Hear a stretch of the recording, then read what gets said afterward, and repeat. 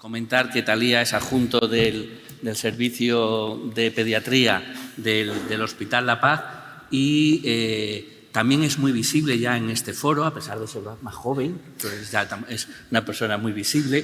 Y voy a destacar de su currículum dos cosas muy importantes que creo que son, una, que ella tiene el legado, ha recibido el legado de personas muy importantes en la pediatría como Maribel de José, Pepa Mellado, y creo que eso también le da mucha responsabilidad y la está haciendo con mucha responsabilidad.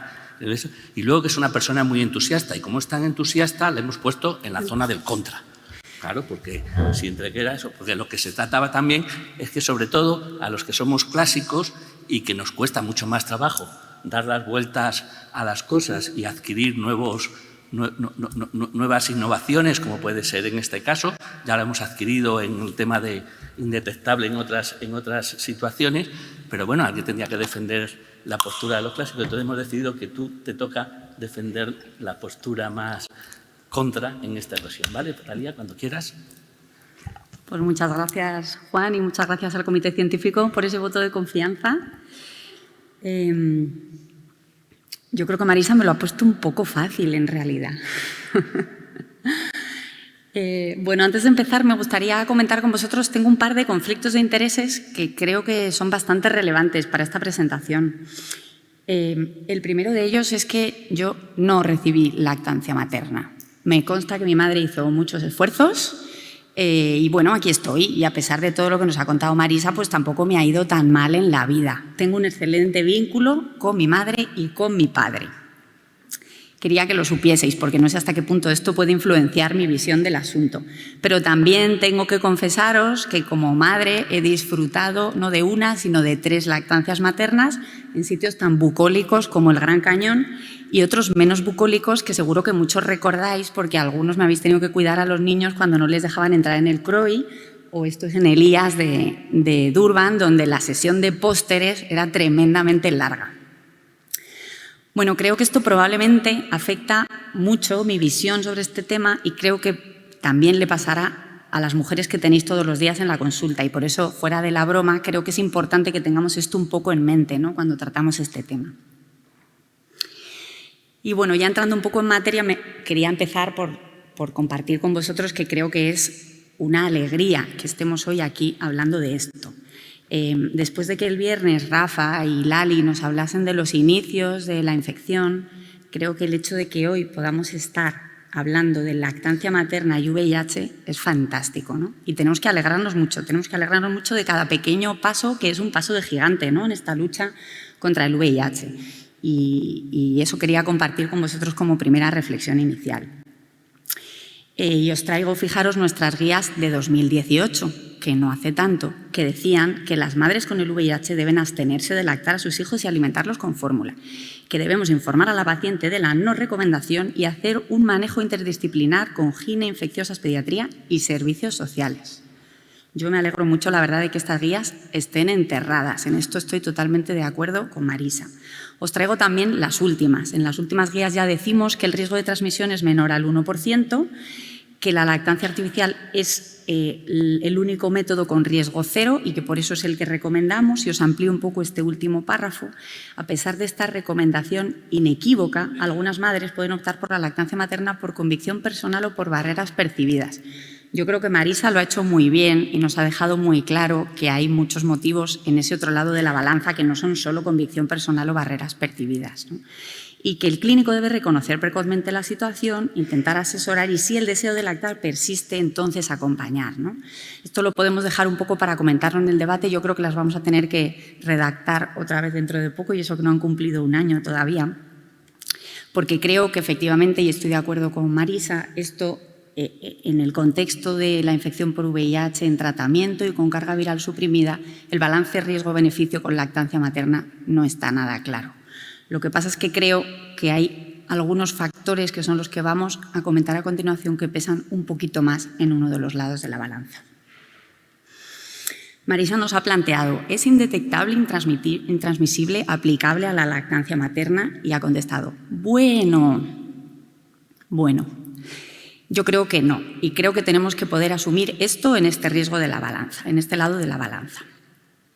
Esta es una diapo de Marisa también, ella nos ha traído los datos de los últimos estudios, donde efectivamente pues vemos que el riesgo está por debajo del 1%, ¿no? Si nos quedamos con los más recientes, como el PROMIS, por debajo del 0,5%.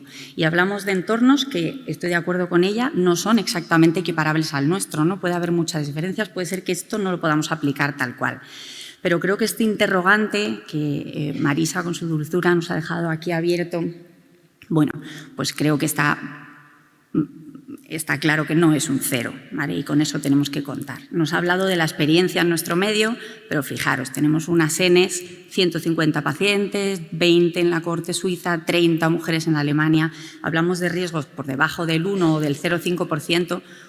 Nos queda mucho hasta que tengamos una N como para poder decir si hay o no hay transmisión, qué efecto tienen los blips maternos en la transmisión al niño, ¿no?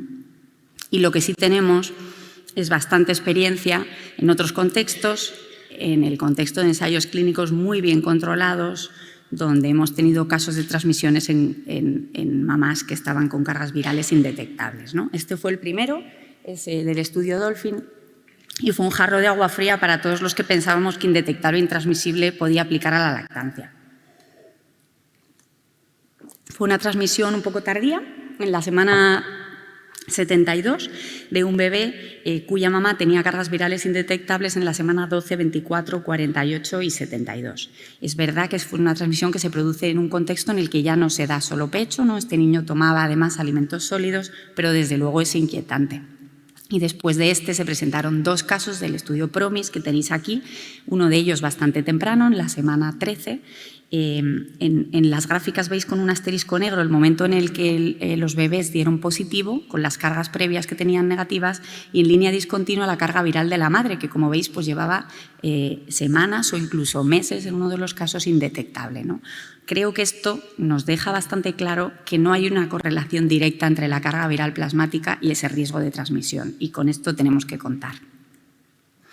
Y esto en realidad tampoco puede sorprendernos tanto. Marisa también nos lo ha contado, ¿no? Sabemos que hay reservorios anatómicos para el VIH y la leche materna es uno de ellos.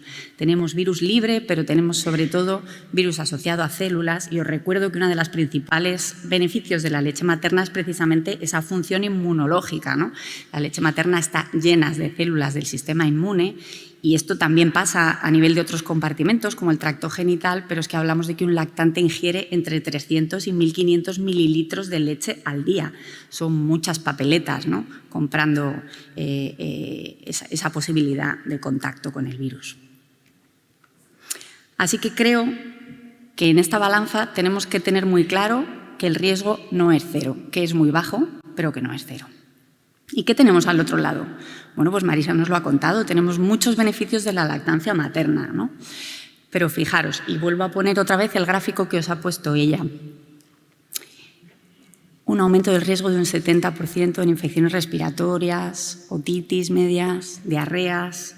La verdad es que son todas infecciones bastante banales, ¿no? Que en nuestro medio, ¿cuánto peso tiene esto frente al riesgo de infectarse por el VIH, ¿no? Un poco difícil de cuantificar en la balanza.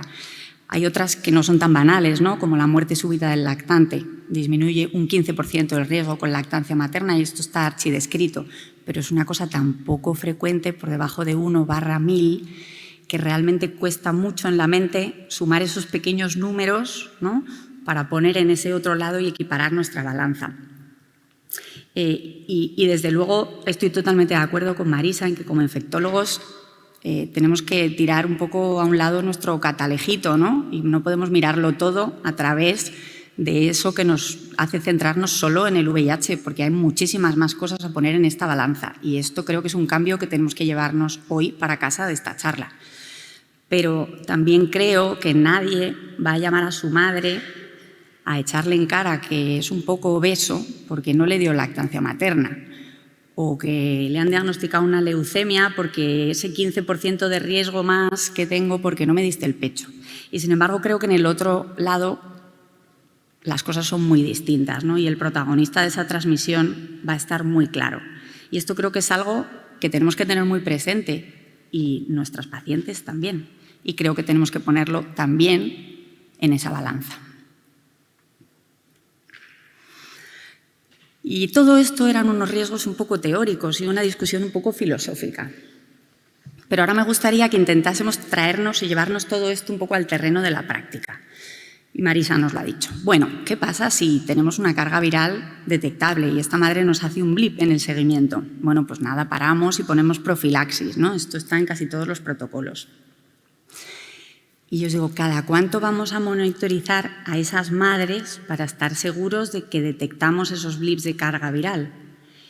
¿Vamos a llegar a tiempo de ponerle a ese recién nacido una profilaxis en las 72 horas siguientes para que esté protegido? ¿Cómo de viable es esto? En ese momento le vamos a decir que interrumpa la lactancia y que empiece a darle fórmula artificial. Esto se pone en un protocolo y queda fenomenal. Ahora explícaselo tú a ese niño y a esa madre que de hoy para mañana pasamos a biberón y luego a lo mejor dentro de una semana volvemos a la teta, ¿no? Esto es un poco difícil de implementar.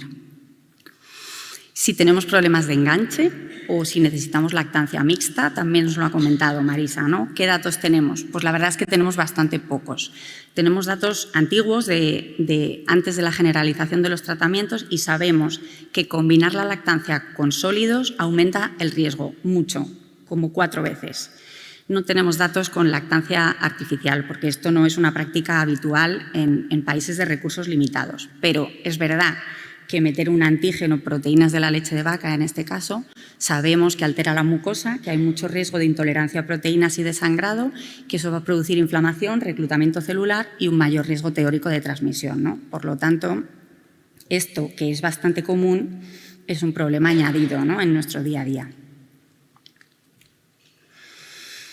Y si esta madre tiene grietas, sangra o nos hace una mastitis, ¿no? Es un proceso inflamatorio / infeccioso a nivel de la mama, ¿no? También nos lo ha dicho Marisa, necesitamos una mama sana para poder plantear la lactancia en este contexto. Bueno, de esto también tenemos bastantes datos, algunos más antiguos, cuando no estaban tan generalizados los tratamientos, que nos muestran que un 16% de mujeres hacen mastitis durante la lactancia, esto es bastante frecuente, nos lo vamos a encontrar, este problema, y que las cargas virales suben hasta casi 1000 copias durante la mastitis en comparación con los periodos en los que no había mastitis, ¿no? Si queréis datos más recientes en el contexto de tratamiento antirretroviral y de supresión viral, pues encontramos lo mismo. Más virus libre, más virus asociado a células y más citoquinas, sobre todo en las mastitis moderadas, severas o recurrentes, ¿no? O sea que esto realmente nos va a aumentar el riesgo y es una cosa frecuente. Por supuesto, si esa madre tiene cualquier problema en la adherencia o cualquier proceso intercurrente que dificulta la toma de medicación, ya no tenemos aumento de riesgo para 1, sino para 2 personas. Pero ¿qué pasa si el que nos hace esa gastroenteritis es el lactante? Y os recuerdo que las gastroenteritis son el segundo problema la segunda enfermedad más frecuente en pediatría. Bueno, pues no sabemos muy bien cuánto aumenta el riesgo, pero razonablemente si esa mucosa intestinal está dañada, si se altera la permeabilidad, si hay inflamación y reclutamiento celular, pues probablemente habrá más riesgo de transmisión. ¿Qué hacemos entonces en este momento? ¿Suspendemos en este momento la lactancia? Pero no nos estaremos cargando entonces esos beneficios de la lactancia por los que estábamos lactando, una disminución del riesgo de las infecciones respiratorias y gastrointestinales. Metemos en ese momento proteínas de la leche de vaca, que primero tenemos que conseguir que se las tomen, pero además añadimos ese riesgo, ¿no?, de ese antígeno extra en ese momento preciso. Y además, a este niño que está con diarrea y que a lo mejor vomita, le ponemos profilaxis. Bueno, ya que hablamos tanto de poner profilaxis, pues os traigo otra serie de reflexiones un poco acerca de la exposición a antirretrovirales. Creo que las indicaciones están en general poco claras, ¿no? Hablamos de situaciones que aumentan el riesgo, pero no sabemos cuánto. La eficacia de esto es totalmente incierta, no sabemos si vamos a llegar a tiempo, no sabemos cómo va a ser esa tolerancia en ese momento con esos procesos intercurrentes, pero es que además hablamos de usar antirretrovirales en un contexto en población de neonatos y lactantes que son en los que tenemos menor arsenal terapéutico. Usamos los regímenes más tóxicos, como la acidobudina, que todos sabemos que tienen bastantes efectos secundarios, No sabemos cuál va a ser su eficacia en el contexto de evitar un contagio a través de la mucosa intestinal, como el que aquí nos ocupa, y además son fármacos que no están disponibles 24 horas, 7 días a la semana. De hecho, muchas veces no están disponibles ni siquiera en la farmacia de los hospitales cuando queremos utilizarlos, ¿no? O sea que, ¿cómo vamos a manejar estos procesos intercurrentes que van a aparecer en domingo por la noche? Mirar, estos son los pasos que hay que hacer para preparar la preparación de raltegravir en gránulos que se puede administrar desde la etapa neonatal.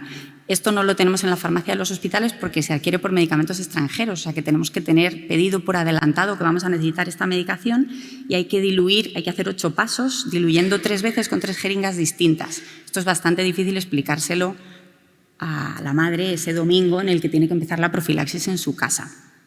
Y, por supuesto, todos estos regímenes de profilaxis interrumpidos pues van a tener un riesgo de resistencias inherente, ¿no? Que también debemos tener en cuenta.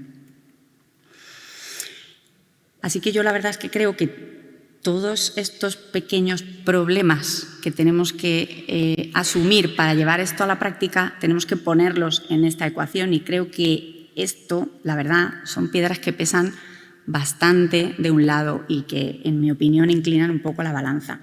Yo me planteo, con todo mi conflicto de intereses que os he contado, hasta qué punto merece la pena esa lactancia con estas circunstancias, ¿no? Que no es hacer un balance de riesgos-beneficios en un momento puntual y tira para adelante, sino que vas a tener que estar haciendo ese balance de riesgos-beneficios en muchos momentos y con esos problemas que pueden surgir, ¿no? Y eso me parece que es realmente la principal barrera a día de hoy para implementar esto. Sumado, por supuesto, a este sutil detalle. Todos somos conscientes de cómo está el Sistema Nacional de Salud y de la sobrecarga que tenemos, específicamente de algunos perfiles como pueden ser los pediatras o las matronas, que son los que necesitamos más implicados en el seguimiento de estos niños. Yo no sé vosotros, pero nosotros no tenemos busca de infecciosas. Cuando surja este problema, ni nadie me puede llamar a preguntarme si empiezan profilaxis y con qué, ¿no? Esto creo que es difícil. Necesitamos un seguimiento muy estrecho para todos esos problemas que van a surgir relacionados con la lactancia, que son muchos. La lactancia cuando va bien va fenomenal, pero cuando va mal es bastante difícil aconsejar en lactancia y los profesionales en general estamos regular formados, así de manera general. Así que, bueno, creo que a modo de resumen, la verdad es que nos enfrentamos a un escenario bastante complejo donde tenemos datos de otras realidades que no son necesariamente extrapolables a las nuestras, pero donde es bastante difícil que vayamos a tener otro tipo de datos por cómo son las cosas y por cómo es nuestra realidad actual, ¿no? O sea, que vamos a tener que manejarnos con estos márgenes de incertidumbre. Y creo que existe una tremenda distancia teórico-práctica y que puede ser muy bonito todo lo que digamos aquí, pero muy difícil de llevar a la práctica en nuestro día a día, incluso, no sé, quizá irrealizable, la verdad. A pesar de ello, me gustaría deciros que creo que tenemos unos excelentes equipos multidisciplinares en nuestro país y que estoy bastante segura de que pediatras y matronas están muy dispuestos a asumir este reto. Y os invito a que nos dejéis hacerlo, porque sois esa primera barrera para que estas mujeres tengan esa asesoría y puedan recibir esta información. Creo que la encrucijada ahora mismo está ahí. No envidio nada la posición del que se vea en necesidad de tomar esta decisión, la verdad. Y lo que sí os pido es que ninguna mujer lo haga sola. Creo que ahora mismo lo hacen solas o acompañadas por ChatGPT y eso, como profesionales sanitarios, nos lo tenemos que hacer ver. Estoy totalmente de acuerdo con Marisa en que esta es una decisión que tiene que ser informada y que tiene que ser compartida con los profesionales. Y nada, con este balance de fondo para el debate, aquí lo dejo.